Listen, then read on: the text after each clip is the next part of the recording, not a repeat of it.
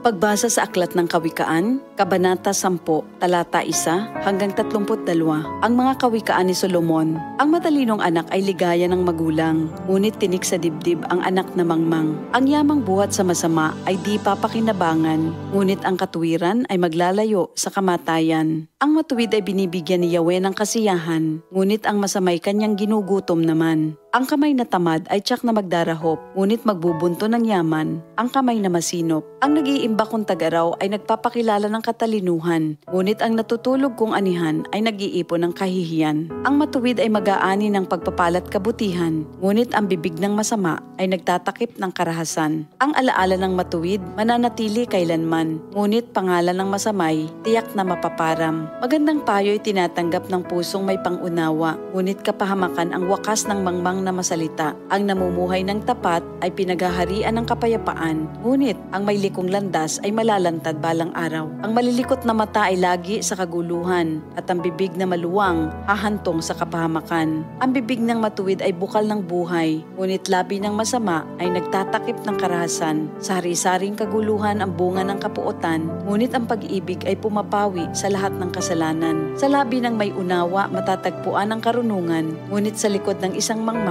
pamalo ang kailangan. Ang taong matalino'y nag-iimpok ng karunungan, ngunit ang salita ng mangmang ay nagdadala ng kapahamakan. Ang kayamanan ng mayamay matibay niyang tanggulan, ngunit ang kahirapan ng yagit ay kanyang kapahamakan. Ang kinikita ng matuwid ay nagbibigay buhay, ngunit ang sama-sama winawalda sa kasamaan. Ang nakikinig sa payo ay nasa daan ng buhay, ngunit ang ayaw sumunod ay tungo sa pagkaligaw. Ang nagtatanim ng puot ay puno ng kasinungalingan.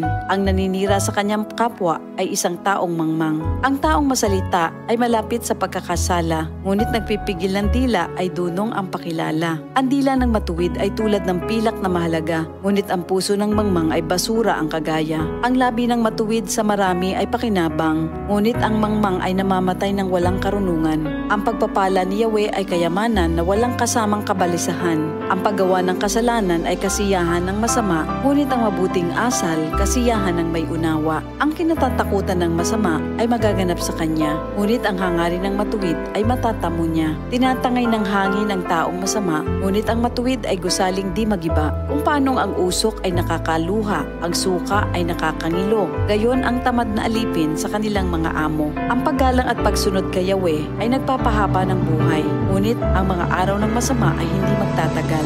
Ang pag-asa ng matuwid ay may magandang kahinatnan, ngunit ang pag-asa ng masama ang dulot ay kabiguan. Si Yahweh ay kanlungan ng mga taong matuwid, ngunit kaaway sila ng taong masama ang hilig. Ang matuwid ay mananatili sa kanyang dako, ngunit ang masama kung saan-saan matutungo. Ang salita ng matuwid ay nagpapakilala ng karunungan, ngunit ang dilang sinungaling ay puputuli naman.